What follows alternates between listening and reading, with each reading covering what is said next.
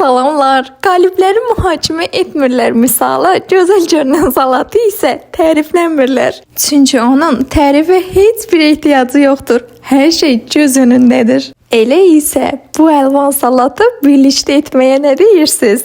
İlk öncə bir böyük kök və bir orta boy kökü sürtgəc vasitəsilə rəndələyirik. 1 ədəd orta boy çuğunduru rəndələyirik. 3 ədəd qaynadılmış yumurtanı da rəndələyirik.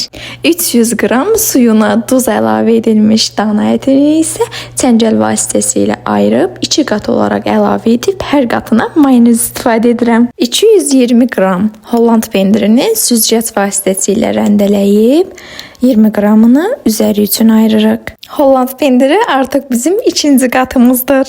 Sonrasında kök və yumurtanı salat qabına əlavə edib duz və mayonez istifadə edirəm.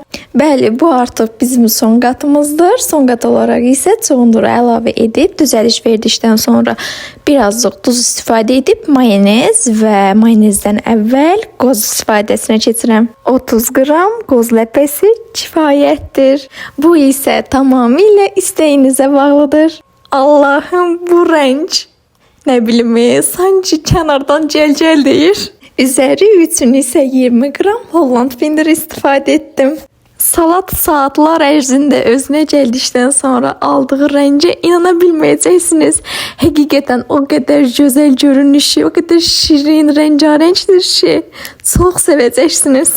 Bu arada bir nüansı qeyd edim ki, ətləri kiçik doğramağı unutmayın. Və yaxud da ətləri digər bir qabda mayonez ilə qarışdırıb salatın ilk qatı olaraq əlavə edə bilərsiniz. Məni izləyib ailə olduğun üçün sənə minnətdaram.